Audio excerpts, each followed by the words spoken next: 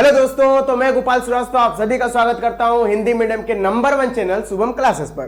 तो जैसा कि दोस्तों हम लोगों ने पहले जितने टॉपिक्स के बारे में पढ़ा है उन टॉपिक्स को आप वीडियोस देख सकते हैं। अगर जिन लोगों ने वीडियोस को नहीं देखा है वो जाके प्लेलिस्ट में उन वीडियोस को देख लें। आज हम लोग उन्हीं से संबंधित वीडियो को आगे पढ़ेंगे। आज के क्लास में हम लोग पढ़ेंगे शून्य कोटि की अभिक्रियाएं। तो जिन लोगों ने पहले के वीडियोस नहीं देखे हैं वो जाकर प्लेलिस्ट में पहले की वीडियोस को देख ले और फिर ये वीडियो आकर देखें तो उनको बढ़िया से समझ में आएगा। तो आइए दोस्तों स्टार्ट करते हैं शून्य कोटि की अभिक्रियाएं।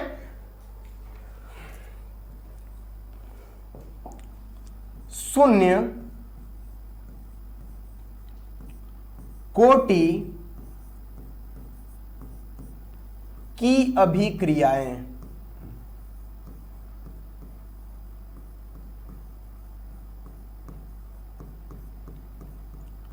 तो देखिए दोस्तों, शून्य कोटि की अभिक्रियाएं क्या होती हैं। आप लोगों को बताया गया था अभिक्रिया की कोटि और आणविकता के बारे में। अभिक्रिया की कोटि वह होती है जो किसी भी अभिकारक की सांद्रता के घात, जो घातांक वाले पद होते हैं उनको जोड़ने पर मिलती है।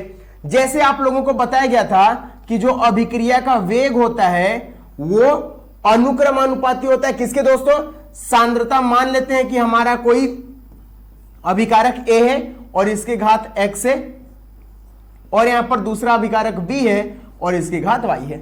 अगर हम लोग क्या किए, यहां से वेग लिखें और इस अनुक्रमानुपाती के चिन्ह को हटाकर बराबर लिखते थे तो यहां एक नियतांक आता था k और यहां पर लिखते थे a की घात x और b की घात y।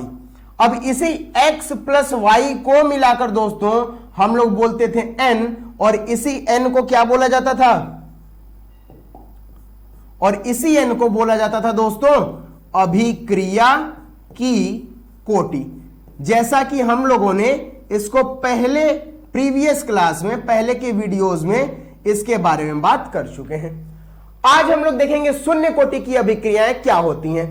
तो इसको मैं इरेज कर देता हूं दोस्तों। अब देखते हैं शून्य कोटि की अभिक्रियाएं क्या होती हैं।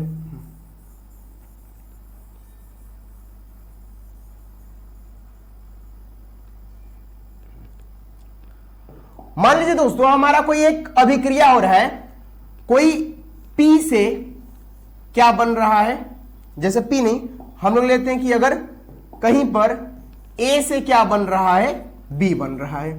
A क्या है दोस्तों, अभिकारक है और B क्या है, अभिकारक, और B क्या है दोस्तों, उत्पाद है।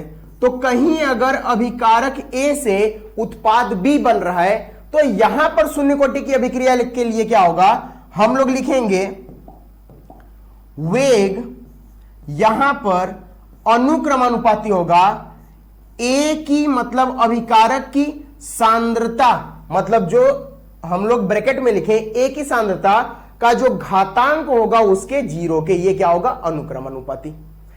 अगर कहीं पर भी वेग किसी अभिकारक की सांद्रता के घातांक जो पद होता है वो अगर 0 के अनुक्रमानुपाती होता है तो इसको दोस्तों हम लोग बोलते हैं शून्य कोटि की अभिक्रियाएं। अगर हम लोग इसको और थोड़ा आगे ले जाएं तो बराबर हो जाएगा और एक k आएगा जो अनुक्रमानुपाती नियतांक होगा और लिखेंगे a की घात 0। मतलब वेग जो होता है दोस्तों वो सांद्रता के पद पर निर्भर नहीं करता है। अगर कोई ऐसी अभिक्रिया जिसमें अभिक्रिया का वेग सांद्रता पर निर्भर ना करे तो उसको हम लोग क्या बोलते हैं, शून्य कोटि की अभिक्रियाएं। अब यहां पर अगर किसी की भी घात अगर 0 लिखा हो दोस्तों तो इसको हम लोग बोलते हैं 1। किसी के भी घात अगर 0 लिखा हो दोस्तों तो उसको हम लोग क्या बोलते हैं, 1 बोलते हैं। मतलब यहां a की घात 0 है तो हमारा जो वेग होगा वो क्या हम लोग लिख देंगे, केवल k के बराबर होगा। मतलब हमारा अभिक्रिया का वेग किसके बराबर होगा या केवल किस पर निर्भर करेगा, k, और इस k को हम लोग बोलते हैं दोस्तों वेग स्थिरांक। वेग स्थिरांक मतलब कोई ऐसी अभिक्रिया जिसमें वेग, अभिक्रिया का वेग अभिकारक के सांद्रता पर निर्भर ना करे, वेग स्थिरांक के बराबर हो जाए, उसको हम लोग क्या बोलते हैं, शून्य कोटि की अभिक्रियाएं दोस्तों। तो आप लोग अगर इसका स्क्रीनशॉट ले रहे हैं तो ले लीजिए, मैं लिख देता हूं शून्य कोटि की अभिक्रियाएं क्या होती हैं। हो गया स्क्रीनशॉट? ठीक है, अब इसको मैं इरेज कर देता हूं।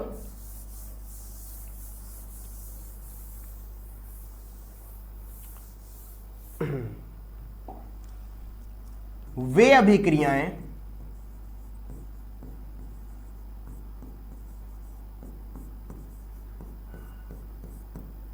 ऐसे लिख लीजिएगा दोस्तों, वे रासायनिक अभिक्रियाएं, वे रासायनिक अभिक्रियाएं जिनमें अभिक्रिया का वेग, जिनमें अभिक्रिया का वेग अभिकारक की सांद्रता पर निर्भर नहीं करता है, अभिकारक की सांद्रता पर निर्भर नहीं करता है, उसे शून्य कोटि की अभिक्रिया कहते हैं। शून्य कोटि की अभिक्रिया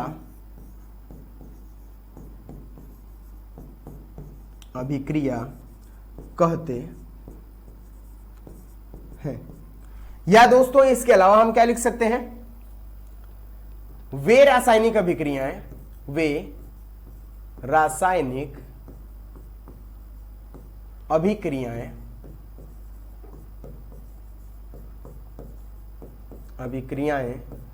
जिनमें अभिक्रिया का वेग,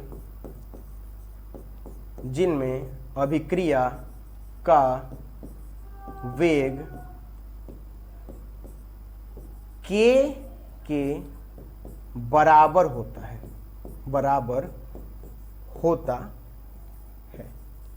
ऐसी अभिक्रियाएं दोस्तों जिनमें अभिक्रिया का वेग अभिकारक की सांद्रता पर निर्भर नहीं करता है, उसे क्या बोलते हैं, शून्य कोटि की अभिक्रियाएं।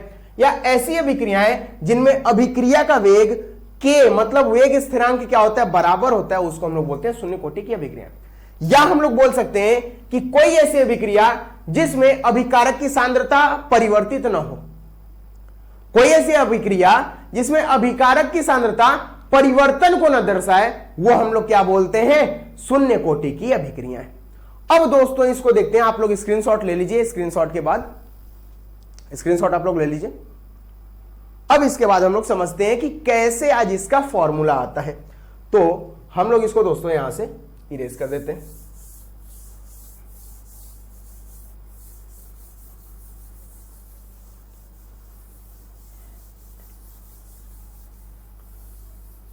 अब मान लिए दोस्तों कि कोई ए से क्या बन रहा है, बी बन रहा है, कोई ए से बी बन रहा है। आप लोग के किताबों में क्या किया रहेगा, कहीं आर से पी दे दिया रहेगा, कुछ भी आप लोग लिख सकते हैं, एक्स से वाई बन रहा है, ए से बी प्लस सी बन रहा है, आप लोग कुछ भी लिख सकते हैं।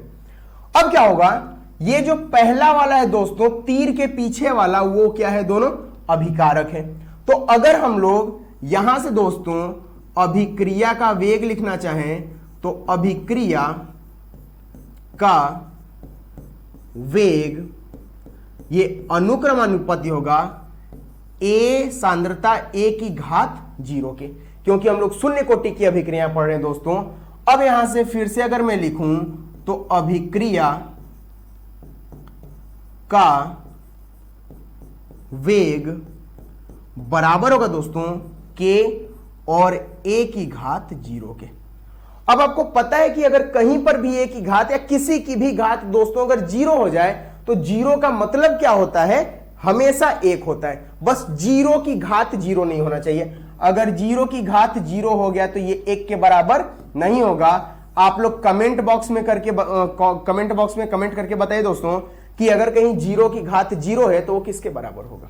ठीक है, अब हम लोग इसको देखते हैं अभिक्रिया का वेग क्या होता है। तो आप लोग को अगर पहला लेक्चर याद होगा तो उसमें बताया गया था कि अभिक्रिया के वेग को हम लोग कैसे लिखते हैं, माइनस और डी और सांद्रता में परिवर्तन, अभिकारक की सांद्रता में परिवर्तन बटे dt बराबर के और यही हमारा क्या होता है दोस्तों, अभिक्रिया का वेग माइनस dA/dt और बराबर के, ये वाला हमारा क्या हो गया, 1 हो गया है। मतलब अब हम लोग इसको क्या कर देंगे दोस्तों, एक बॉक्स में बंद कर देंगे। ये हमारा क्या होगा, माइनस dA/dt बराबर के, और इसको बोलेंगे दोस्तों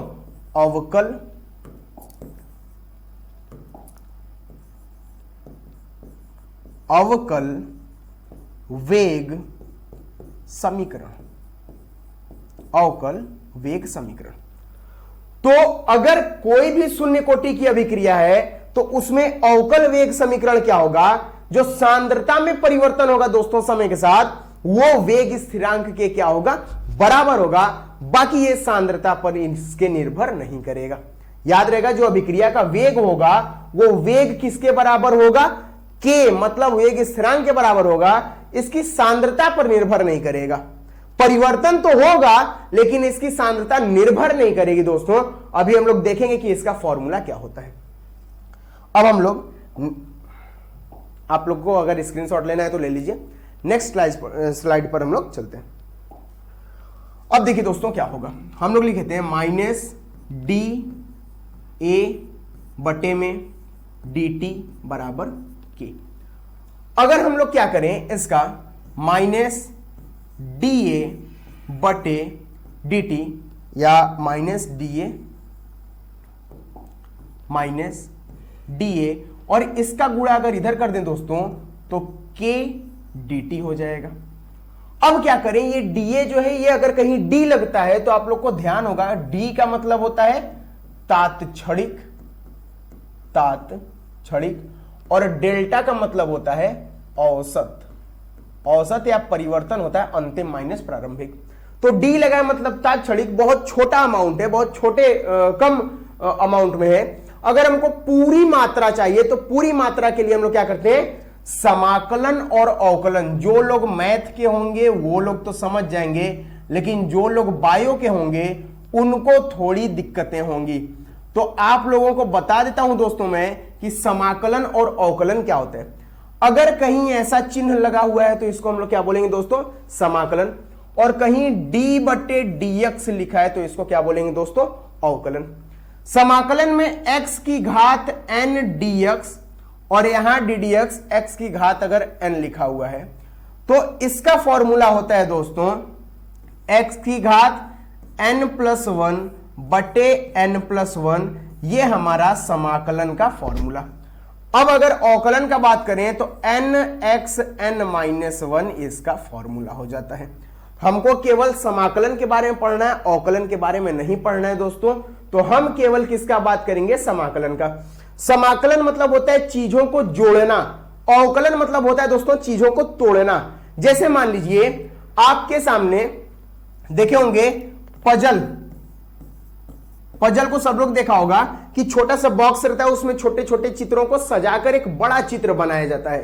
तो अगर कहीं पर पजल है तो उस पजल में क्या किया जाता है, जब उसको किसी एक पूरे बोर्ड में जोड़ दिया जाता है और जोड़ जोड़ के क्या एक चित्र बना दिया जाता है, तो उसको हम लोग बोलते हैं समाकलन करना। और वही पजल में से पूरे चित्र को अगर अलग अलग कर दिया जाए तो उसको बोलते हैं अवकलन करना। जैसे मान लीजिए आप लोग के घर में कप हुआ या गिलास हुआ, ग्लास को अगर आप अलग अलग रख देंगे, कप को अलग अलग रख देंगे तो वो हुआ अवकलन। लेकिन अगर एक साथ रख दिए दोस्तों, जोड़ के रख दिए उनको, तो वो होगा समाकलन। तो समझ गए आप लोग समाकलन अवकलन क्या होता है। तो यहां चीजें छोटी है, मतलब हमको सभी को क्या करना है, जोड़ना होगा, तब हमको क्या मिल पाएगा, बड़ा मिल पाएगा। तो ये जो छोटा अमाउंट है, छोटी मात्रा है, हमको पूरी मात्रा पाने के लिए क्या करना होगा दोस्तों, सभी को जोड़ना होगा। तो जोड़ने के लिए हम इसका क्या करेंगे, समाकलन, क्योंकि समाकलन चीजों को जोड़ता है। अब देखिएगा, ध्यान दीजिएगा, इसको मैं अभी यहां से मिटा देता हूं। आप लोग अगर स्क्रीनशॉट लेना चाहते हैं तो ले लीजिए। अब इसको मैं मिटाता हूं। समाकलन के बारे में बात करते हैं केवल। अब मान लीजिए दोस्तों कहीं अगर समाकलन दिया है केवल dx का समाकलन, तो इसका आंसर होता है x। अगर केवल कहीं dt का समाकलन है तो इसका होता है t। और अगर केवल सिंगल अगर किसी का हो, जैसे dA का दिया है, तो इसका हो जाएगा a। क्यों होता है देखिएगा। अब आप लोग को यह तो पता है फॉर्मूला अब इसको अभी हम बताते हैं क्यों होता है। यहां पर अगर आप लोग को स्क्रीनशॉट लेना है तो आप लोग ले सकते हैं, ठीक है। अब इसको मैं इधर से इरेज कर देता हूं। जैसे अगर यहां पर मैंने लिखा डी ए, तो इसके पहले कुछ नहीं है। मैंने अभी आपको बताया था कि अगर किसी की भी पावर 0 लिखूं तो इसका मतलब कितना है, 1। तो क्या मैं यहां 1 मान सकता हूं? बिल्कुल मान सकता हूं। अब क्या करेंगे हम, यहां मान लीजिए मैं dx का कर रहा हूं, और dx का आंसर कितना होता है, x होता है। अब कैसे होता है देखेंगे। तो dx यहां तो लिखा और यहां x टू द पावर मैंने क्या मान लिया, 0, क्योंकि ये मान 1 है। अब अगर हम लोग समाकलन का फॉर्मूला लगाएं तो समाकलन का फॉर्मूला क्या बोलता है कि जितना घात रहेगा उसमें 1 जोड़ेंगे और इस ऊपर वाले को जो जोड़े उसको नीचे लिख देंगे। तो यहां पर 0 है तो हम लोग लिखेंगे x टू द पावर 0 + 1 और बटे में 0 + 1, मतलब हमारा आंसर कितना आ जाएगा दोस्तों, x आ जाएगा। वैसे ही अगर केवल हम लोग dt का अगर करें समाकलन तो कितना होगा, t। केवल अगर dy का अगर कर दें dy का तो कितना होगा, y होगा। केवल dz का करें तो कितना होगा दोस्तों, z होगा। तो अगर सिंगल किसी का कर रहे हैं तो हमारा आंसर क्या आ जाएगा दोस्तों, वही आ जाएगा। अब इसको मैं यहां से हटा देता हूं। अगर आप लोग को स्क्रीनशॉट लेना है तो आप लोग ले सकते हैं, ठीक है। अब इसको इरेज करता हूं।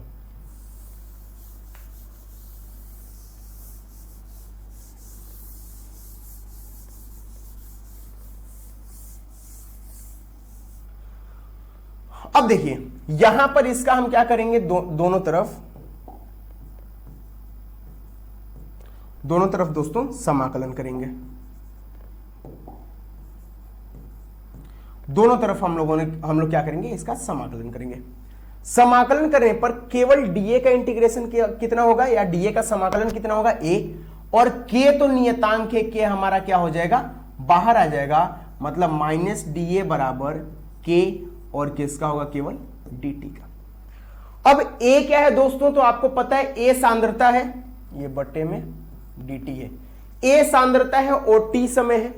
अगर मान लेते हैं t बराबर 0 पर जो सांद्रता था a का वो कितना था, a0, और मान लेते हैं कि t बराबर t समय पर, मतलब जैसे जैसे समय बढ़ा तो t बराबर t समय पर जो हमारा सांद्रता A का हो गया वो कितना हो गया, AT। या कुछ किताबों में इसी को क्या लिखा हुआ मिलेगा, A लिखा हुआ मिलेगा। इसको बोलते हैं अंतिम, या जो भी बचा हुआ रहता है। अब हम लोग लिमिट लगाएंगे तो यहां t बराबर 0 पर कितना था, A0 था। t बराबर t पर कितना हो गया, AT हो गया। या इसी को क्या देखने को मिलेगा आपको, A दिखने को मिलेगा।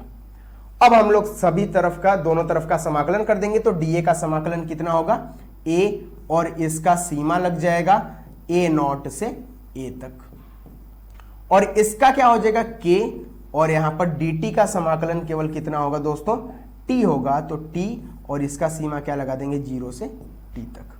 यहां at कर लीजिए। अब क्या करेंगे हम लोग, अगर कहीं पर भी सीमा लगा होता है, जैसे x अगर है और इसका सीमा लग गया है a से b, तो हम लोग क्या लिखते हैं, ऊपरी सीमा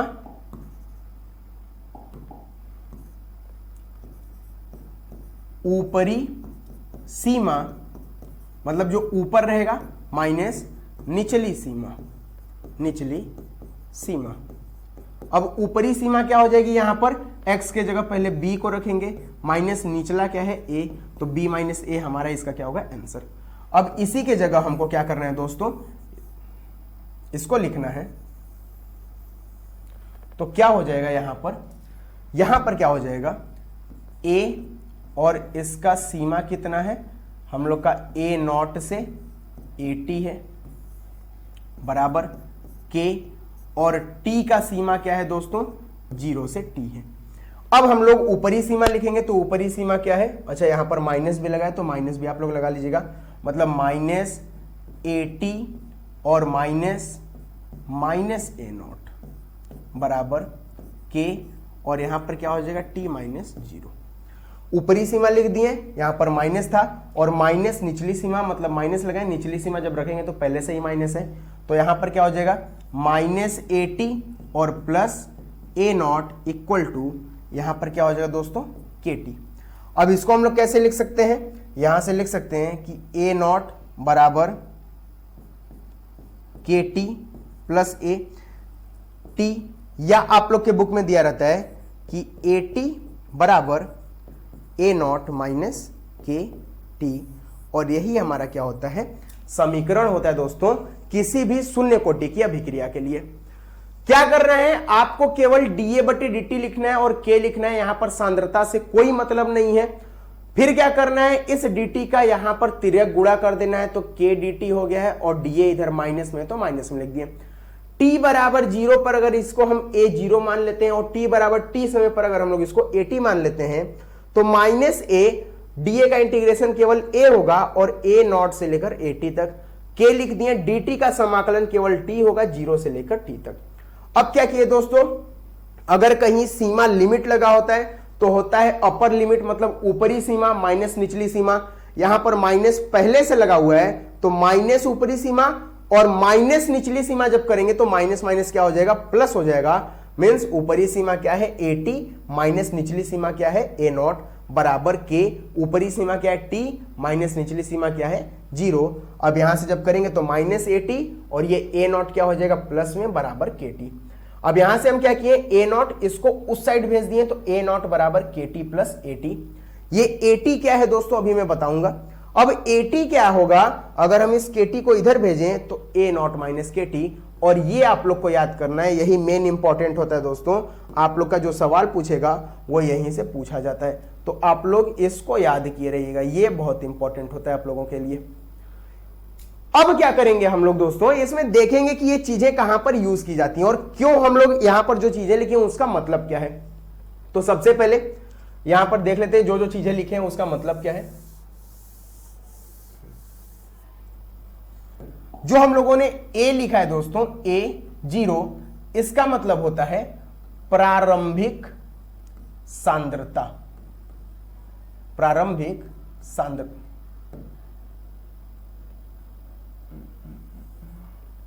प्रारंभिक सांद्रता। फिर हम लोगों ने जो K लिखा है, ये तो आप लोग को पता है कि K क्या है नियतांक है, तो K को हम लोगों ने नियतांक लिख दिया। जो T है दोस्तों वो क्या है समय है, और जो AT है दोस्तों वो क्या है T समय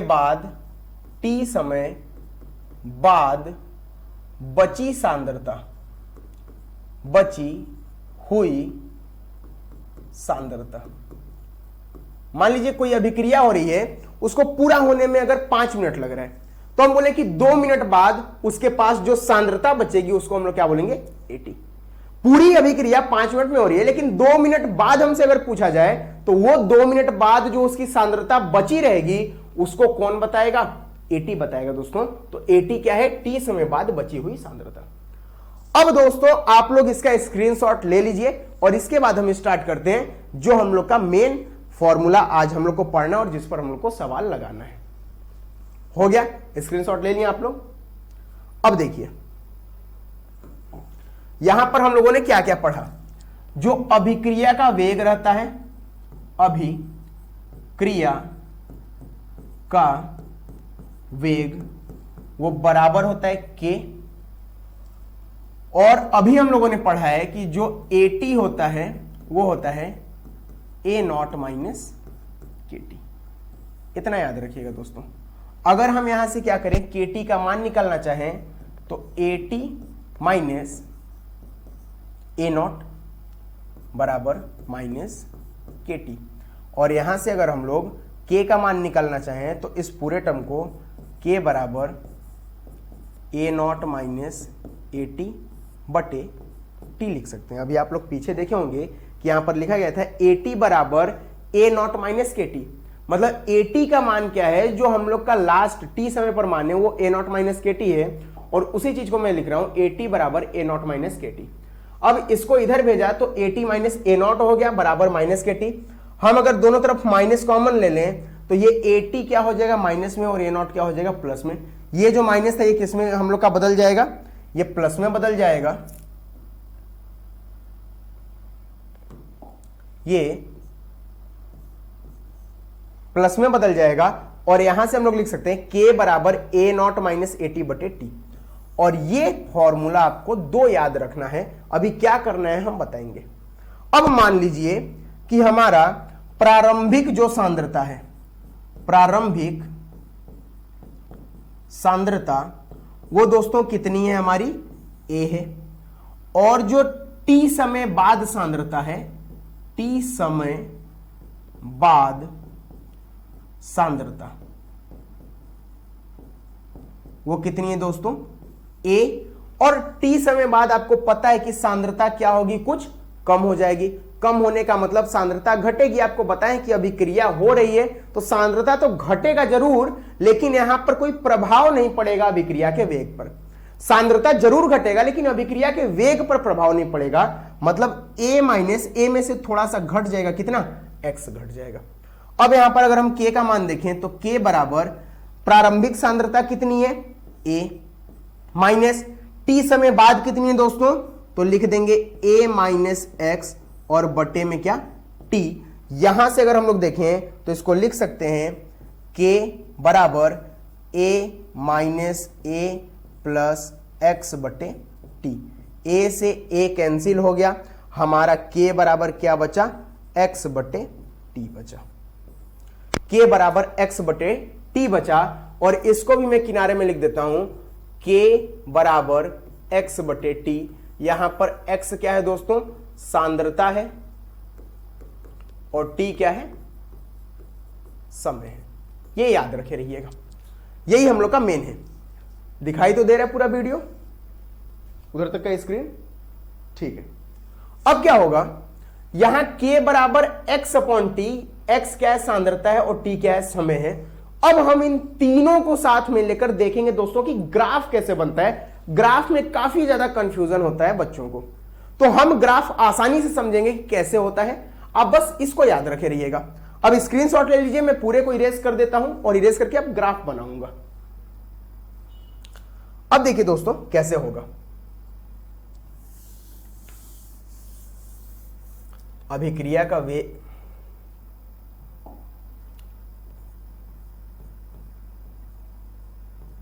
अभिक्रिया का वेग K हो गया। फिर इधर से लिख लेते हैं AT बराबर A0 माइनस KT। और यहीं से हम लोग पता किए थे कि A बराबर क्या हो जाए, K बराबर क्या, A0 माइनस AT बटे T। और यहीं से पता किए थे K बराबर X बटे T। अब मैं इधर का पूरा इरेज कर देता हूं दोस्तों, जितनी चीजें थी मैंने इधर लिख दिया, और इधर के बाद अब उधर का क्या कर देता हूं, इरेज।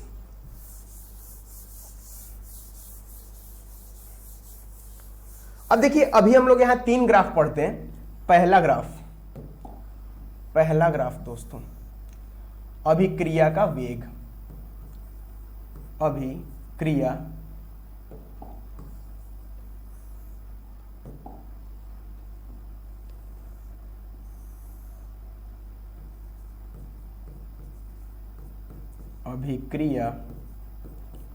का वेग समय के साथ पढ़ेंगे, और फिर अभिक्रिया का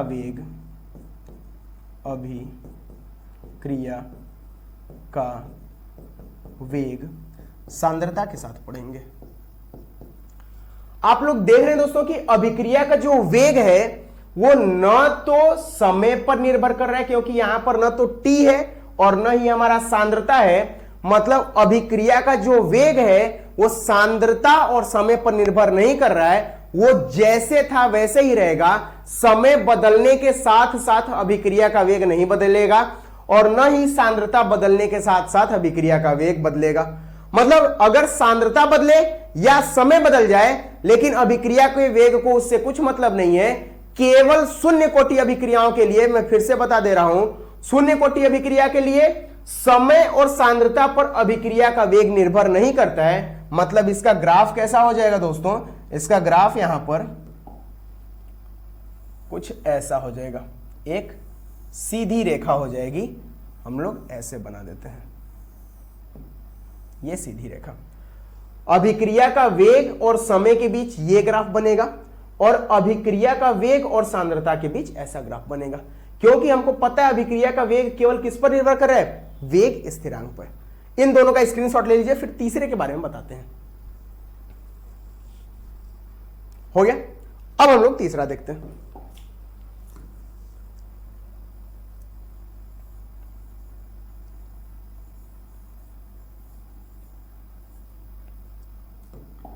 तीसरा ग्राफ दोस्तों,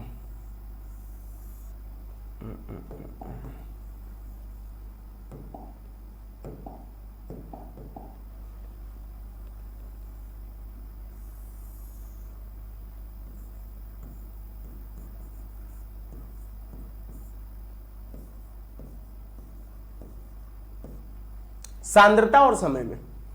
अगर ये आपको ध्यान होगा तो ये हम लोग बताए थे सांद्रता के बारे में, सांद्रता और समय के बारे में।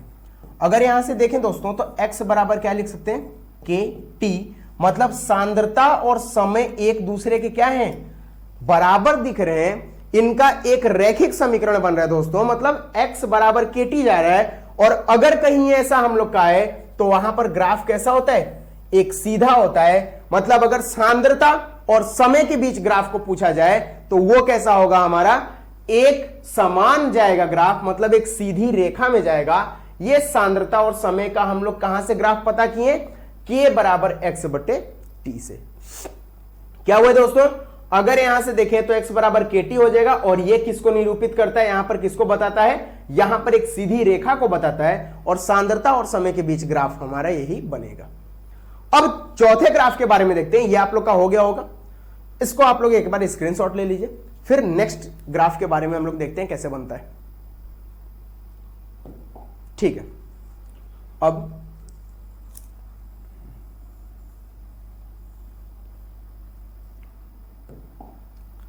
यहां पर दोस्तों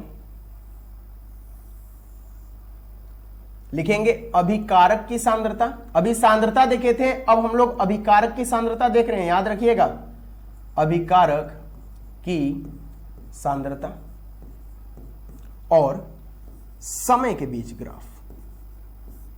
अभिकारक की सांद्रता और समय के बीच ग्राफ यहां पर देखेंगे दोस्तों क्या हो रहा है।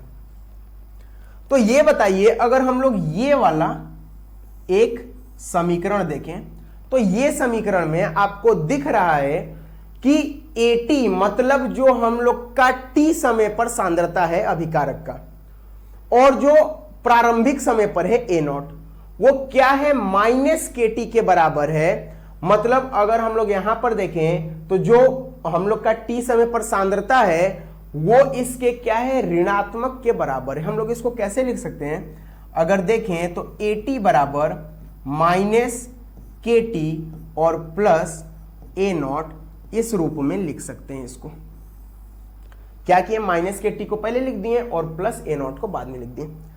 दोस्तों बुक में क्या करता है कि बुक में इसको बोल देता है y बराबर mx प्लस c से तुलना करने पर।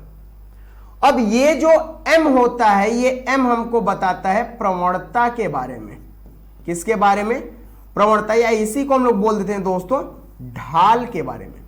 अब y पर कौन रहेगा, तो y पर आप देख रहे हैं कि AT है। AT मतलब क्या हो जाएगा, सांद्रता अभिकारक की, कब, T समय पर। तो यहां पर आप लिख दीजिए कि T समय पर जो अभिकारक की सांद्रता रहेगी, और x पर किसको रखा है, T को, तो x पर हम इसी को x बोलते हैं, तो x पर समय हो गया। और y पर कौन हो गया दोस्तों, अभिकारक की सांद्रता T समय पर। अब कौन बचा, C तो हमारा एक यहां पर कांस्टेंट का वैल्यू आता है, M क्या है, प्रवणता आता है। और प्रवणता हम लोग देख रहे हैं कि कैसा है, निगेटिव में है, माइनस में है। मतलब दोस्तों जो ढाल है वो ढाल माइनस लगा हुआ है। माइनस से अगर हम लोग देखें तो माइनस का मतलब होता है नीचे उतरना। यहां इससे जब हम लोग कंपेयर किए, इससे जब तुलना किए, तो जो ढाल है वो किस में आ रहा है, माइनस में आ रहा है। मतलब दोस्तों हमारा ग्राफ कैसा बन जाएगा, कुछ इस तरीके का बन जाएगा। हमारा जो ढाल है दोस्तों वो कुछ इस तरीके का बन जाएगा, t समय पर अभिकारक की सांद्रता और समय के बीच ग्राफ। अब हम लोग क्या करेंगे, यहां से लिख देंगे कि ये जो जा रहा है ये कहां से, a0 से स्टार्ट हुआ था, a0 से स्टार्ट हुआ था। इसको थोड़ा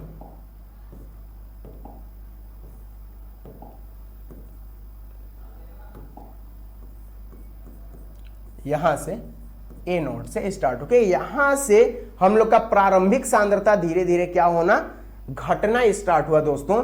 मतलब ये किसका ग्राफ हो जाएगा, माइनस के ढाल का। मतलब इसकी प्रवणता कितनी हो जाएगी, माइनस के, निगेटिव में जा रही है। बस इससे तुलना करना है दोस्तों, और कुछ नहीं करना है। समझ गए इतना। अब इसको आप लोग क्या कीजिए, स्क्रीनशॉट ले लीजिए। ये हमारा ग्राफ था। अब इसके बाद हम लोग चलते हैं नेक्स्ट टॉपिक पर, ठीक है। अब हम लोग देखेंगे दोस्तों अर्ध आयु के बारे में। अर्ध आयु,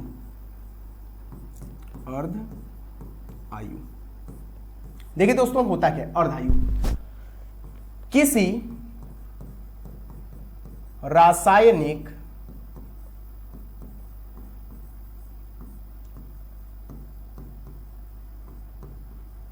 अभिक्रिया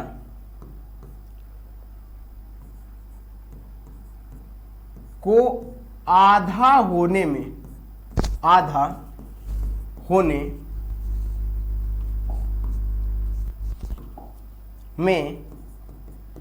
जितना,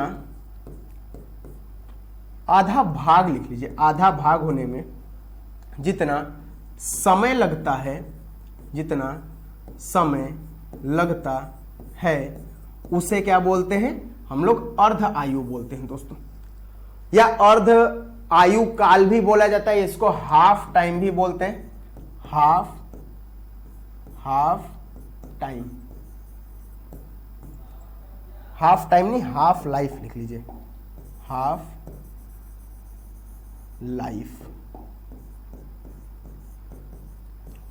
हाफ लाइफ। अब क्या करते हैं दोस्तों, अगर मान लीजिए कोई अभिक्रिया हो रही है और वो ए से क्या बन रहा है, बी, तो ये अभिक्रिया अगर मान लीजिए कि 5 या 10 मिनट में हो रही है, तो इसका आधा भाग होने में, मतलब 5 मिनट का अभिक्रिया होने में जो हम लोग का यहां पर 5 मिनट समय लग रहा है, इसी को हम लोग क्या बोलेंगे, अर्ध आयु या हाफ लाइफ। पूरी अभिक्रिया मान लीजिए 10 मिनट में हो रही है, तो इसको आधा होने में जो समय लगेगा उसको हम लोग बोलेंगे अर्ध आयु। अब इसका क्या फॉर्मूला होता है, फॉर्मूला हम लोग अभी देखने जा रहे हैं। ये बस आप लोग का था, अर्ध आयु किसी रासायनिक अभिक्रिया को आधा भाग होने में जो समय लगता है उसको क्या बोलते हैं, अर्ध आयु बताते हैं। अब ध्यान दीजिएगा, अगर मैं इसको पूरा यहां से इरेज कर देता हूं, पूरा इरेज करने पर अब देखिए, मान लीजिए हमारे पास कोई अभिक्रिया ए से बी बन रही है। अब दोस्तों देखिएगा इसमें ध्यान से, ए से बी बन रही है, इसका अगर प्रारंभिक सांद्रता अगर ए है, तो बताइए आधा होने में, आधा A0 लिख लीजिए, आधा होने पर सांद्रता क्या हो जाएगी। अगर इसकी प्रारंभिक सांद्रता देखें, प्रारंभिक ही किसको बताता है, कुल सांद्रता को। मतलब शुरू में इसका सांद्रता कितना था, A0, तो लास्ट में आधा होने पर सांद्रता कितना हो जाएगा दोस्तों, A0 बटे 2। मतलब प्रारंभिक जो कुल था उसका क्या हो जाएगा, आधा हो जाएगा। शुरू में अगर A0 था तो आधा होने पर कितना हो जाएगा दोस्तों, A0 बटे 2 हो जाएगा। अब हम लोग क्या करेंगे, यहां पर उसी समीकरण का यूज करेंगे, AT बराबर A0 माइनस KT। अब यहां से AT का मान कितना हो गया दोस्तों, ये तो प्रारंभिक है, प्रारंभिक सांद्रता हमारी उतनी ही है, और जो AT है वो T समय बाद, मतलब आधे समय बाद कितनी हो गई है, A0 बटे 2 हो गई है, माइनस KT। इस KT को दोस्तों अगर उधर ले जाएंगे तो उधर ले जाने पर ये KT प्लस में हो जाएगा। अगर इसको हम इधर लाएं तो क्या हो जाएगा दोस्तों, A0 माइनस A0 बटे 2। तो यहां से KT का मान कितना हो जाएगा, 2, यहां पर एलसीएम 2 हो जाएगा, A0 माइनस A0 बटे 2। तो यहां से KT बराबर 2A0 माइनस A0, हमारा A0 बटे 2 हो जाएगा। और यहां से हमको अगर मान निकालना हो दोस्तों तो हम लोग क्या कर देंगे, T बराबर A0/2K। और ध्यान रखिएगा दोस्तों, यही T बराबर A0/2K हमारा क्या होता है, अर्ध आयु काल होता है, और यही हमसे समय पूछा जाता है। इसको आप लोग दोस्तों ध्यान से याद कीजिएगा, क्योंकि इससे हमारे क्वेश्चन आते हैं। कैसे आएंगे अभी हम बताएंगे। इसको आप लोग स्क्रीनशॉट ले लीजिए। अब देखते हैं पूर्ण आयु काल क्या होता है। ये अर्ध था, अब पूर्ण के बारे में देखेंगे। आप लोग स्क्रीनशॉट इसका ले लीजिए, ठीक है। अब हम लोग आगे चलते हैं। क्या करेंगे, इसको यहां से इरेज कर देते हैं, इरेज।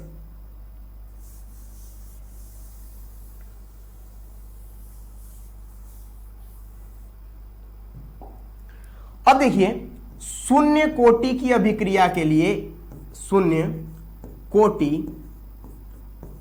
की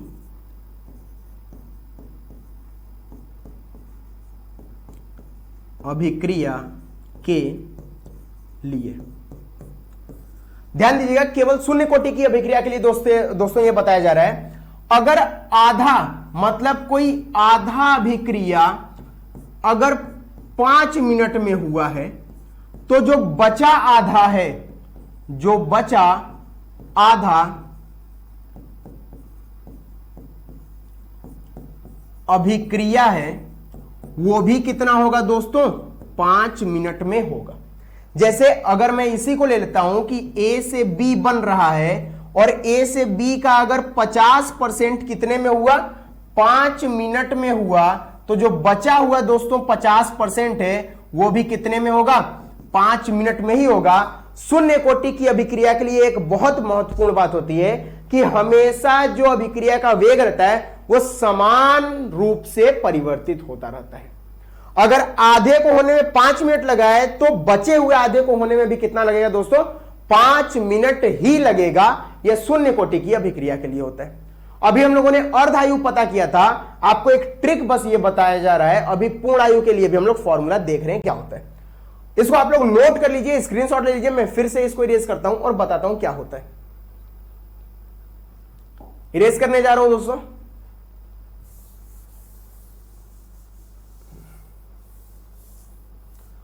अब यहां अगर पूर्ण आयु काल की बात हो, पूर्ण आयु काल, इसको बोलते हैं TLF, या इसी को बोलते हैं फुल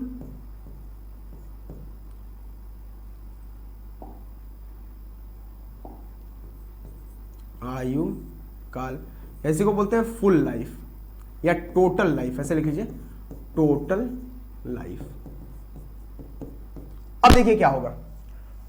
हम लोग अगर देखें कि प्रारंभिक सांद्रता अगर A0 थी, A0 थी, A0 थी, तो अभिक्रिया का पूर्ण काल क्या होता है, अभिक्रिया पूर्ण होने में लगा समय, अभिक्रिया को पूरा होने में लगा समय, पूरा होने में लगा समय, अभिक्रिया को पूरा होने में जो समय लगेगा उसको हम लोग क्या बोलते हैं, पूर्ण आयु काल। अब इसी के बारे में दोस्तों हमको पता करना है। यह बताइए, अगर शुरू में कोई अभिक्रिया A0 थी, तो अगर अभिक्रिया पूरी हो गई है, तो पूरी होने पर अभिकारक का जो सांद्रता A0 था, अब कितना बचा।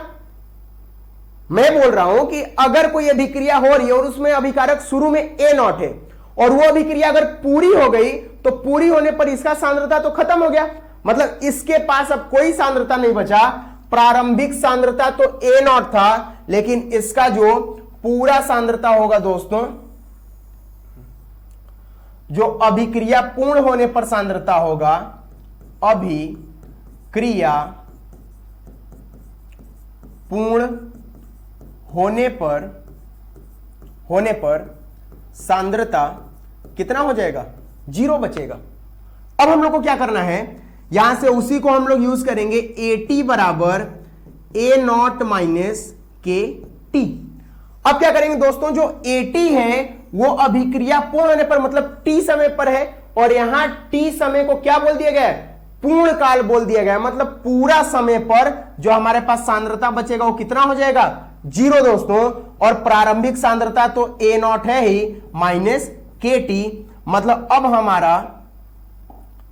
हमारा यहां पर अगर हम लोग देखें तो क्या हो जाएगा फॉर्मूला, 0 बराबर ए नॉट माइनस के टी। इस के टी को अगर उधर ले जाएं तो के टी बराबर क्या हो जाएगा दोस्तों, ए नॉट, और यहां से टी बराबर क्या हो जाएगा, ए नॉट बटे के। ध्यान दीजिएगा ये जो पूर्ण है इसको हम लोग एल एफ लिखते हैं, और जो इसके पहले अर्ध के बारे में बात किए थे उसको हम लोग लिखते हैं दोस्तों, जो अर्ध के बारे में बात किए थे उसको हम लोग लिखते हैं टी 1/2, और वो कितना आया था, ए नॉट बटे 2 के। ये आधे के लिए था और ये किसके लिए दोस्तों, पूरे के लिए। अब एक आपको छोटा सा बात बताता हूं कि अगर आधा होने में ए नॉट बटे 2 के लगा है तो पूरा होने में कितना लगेगा, तो हम लोग क्या करेंगे, आधे को अगर 2 से गुणा कर दें तो वो पूरा हो जाएगा। तो यही करना है कि अगर शून्य कोटि के लिए केवल बता रहा हूं और किसी के लिए मत कीजिएगा, अगर टी हाफ लग रहा है और इसका मान ए नॉट बटे 2 के आ रहा है, अगर 2 से गुणा कर दूं दोस्तों तो 1/2 गुणे 2, ये कट के कितना, जैसे मैं इधर बता देता हूं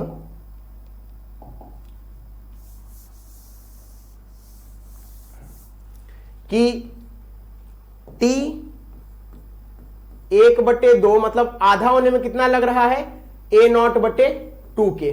अब आधा समय है ना, मैं आधा को अगर 2 से गुणा कर दूं तो कितना हो जाएगा, पूरा हो जाएगा। तो यहां समय को अगर 2 से गुणा किया तो पूरा हो गया, बराबर इधर भी 2 से गुणा करना होगा तो 2 ए नॉट बटे 2 के, 2 से 2 कैंसिल हो गया, टी बराबर कितना आ गया दोस्तों, ए नॉट बटे के। मतलब आप ऐसे भी पता कर सकते हैं या आप लोग यहां पर फॉर्मूला का भी यूज कर सकते हैं। यह याद रखिएगा दोस्तों कि अगर हम लोग का अर्ध काल पूछ रहा है तो वहां पर प्रारंभिक सांद्रता अर्ध और पूर्ण में दोनों में ए नॉट रहेगी। अगर अर्ध कहीं पर है तो वहां पर टी समय पर सांद्रता कितनी होगी दोस्तों, ए नॉट बटे 2 होगी, और पूर्ण होने पर कितना हो जाएगा, 0 हो जाएगा। तो ये था आप लोग का अर्धकाल और पूर्णकाल के बारे में। इसका स्क्रीनशॉट आप लोग ले लीजिए। मैं फिर इसके बाद अब जो क्वेश्चन आते हैं उन क्वेश्चन को बता देता हूं।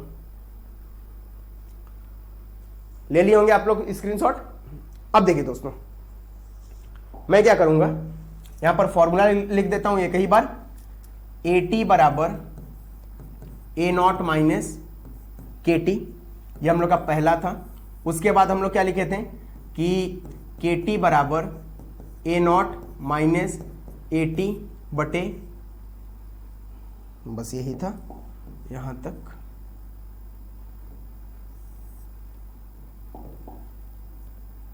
बराबर A T minus A not. अब यहां से अगर हम लोग के का मान देखें तो क्या लिखे थे, A T minus A not बटे टी, एक ये फॉर्मूला हुआ था। फिर सांद्रता के रूप में लिखे थे x बटे टी, और फिर अभी हम लोगों ने पूर्ण काल के बारे में लिखा है, अर्धकाल के बारे में, तो t 1/2 कितना हो गया दोस्तों, ए नॉट बटे 2 के, और पूर्ण काल t मतलब LF लिख दीजिए, ये कितना हो गया, ए नॉट बटे के। अभी तक हम लोगों ने इतने सूत्रों को पढ़ा है। ग्राफ को भी हम लोगों ने देख लिया कि ग्राफ किस हिसाब से यहां पर चलता है। अब देखिएगा दोस्तों, अब हम लोग सवाल करने चलते हैं। तो सवाल यहां पर स्क्रीनशॉट लेना तो ले लीजिए। अब मैं सवाल बताने जा रहा हूं। सवाल यहां पर 2-3 प्रकार के पूछे जाते हैं। जैसे पहला हम लोग का सवाल बनता है, क्वेश्चन, यदि ऐसा लिख लीजिए, यदि किसी रासायनिक अभिक्रिया का अर्धकाल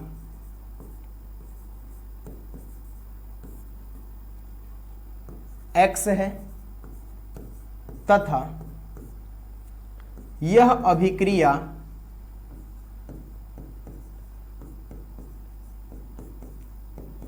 यदि t समय में पूर्ण होती है तो x तथा टी के मध्य x तथा t के मध्य संबंध बताइए, संबंध बताइए। ये आप लोग का दोस्तों पहला आएगा x, यहां पर आप लोगों से x और t कोई रासायनिक अभिक्रिया है वो आधी पूरी कितने समय में हो रही है, उसका अर्धकाल कितना है x, तथा यह पूरी अभिक्रिया पूर्ण होने में कितना समय लेती है t, तो x और t के बीच संबंध बताना है। क्या करना है दोस्तों, सिंपल क्वेश्चन है, आप लोग से ऐसे ही क्वेश्चन पूछे जाते हैं, 3 टाइप के इसमें क्वेश्चन आते हैं भैया, पहला फिर दूसरा तीसरा बता दे रहे हैं। ये जो t1/2 है ये आधा जो समय वो किसके बराबर दे दिया है, x के बराबर, और हमको पता है t1/2 किसके बराबर होता है, a0/2 के। मतलब हम लोग लिख सकते हैं कि x बराबर क्या हो जाएगा, a0/2 के। पूरी अभिक्रिया होने में कितना समय लगता है t, तो यहां पर t बराबर क्या हो जाएगा, पूर्ण के लिए अभी हम लोगों ने पढ़ा है कि a0/k होता है। इसको समीकरण 1 मान लीजिए और इसको समीकरण 2 मान लीजिए। अगर दोनों को भाग दे देते हैं तो क्या हो जाएगा, x/t बराबर a0/2k और गुणे k/a0। भाग दिए थे, इस वाले पद को हम क्या कर दिए, गुणा में भेज दिए, नीचे में था तो गुणा में भेजें तो क्या हो गया, इसका उल्टा हो गया, a0 से a0 कट गया, k से k कट गया। मतलब यहां पर लिख सकते हैं दोस्तों कि x/t बराबर क्या आ गया, 1/2। मतलब यहां से t बराबर कितना आ गया, 2x आ गया, और यही हमारा आंसर होगा। इसी को हम लोग बोलेंगे समय t तथा x में क्या संबंध, t बराबर 2x। तो ये सिंपल सा हम लोग का सवाल पूछता है दोस्तों, नॉर्मल सवाल आते हैं, t बराबर कितना हो गया, 2x। अब दूसरे टाइप के किस प्रकार क्वेश्चन बनते हैं हम लोग देखते हैं। इसको स्क्रीनशॉट ले लीजिए, मैं इसको इरेज कर देता हूं। फिर हो गया दोस्तों,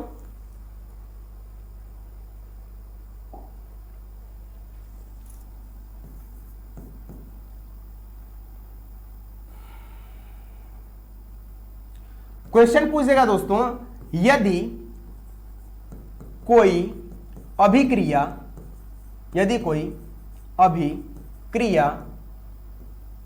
का आधा भाग 3 मिनट में होता है, 3 मिनट में होता है, तो पूरी अभिक्रिया में लगा समय कितना होगा। तो अगर 50% कितने देर में होता है दोस्तों, 3 में, तो मैं बताया था कि 100% कितने में हो जाएगा दोस्तों, 6 में।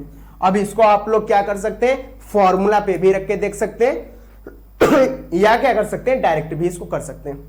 अगर मान लीजिए 50% होने में हमको बोल दिया 4 मिनट लग रहा है, तो 25% होने में कितना लगेगा, तो 25% होने में दोस्तों इसका आधा लग जाएगा, कितना, 2 मिनट लग जाएगा। अब आप लोग के पास फॉर्मूला भी बता दिया गया, आप लोग फॉर्मूला पर भी इसको रखकर क्या कर सकते हैं, सॉल्व कर सकते हैं।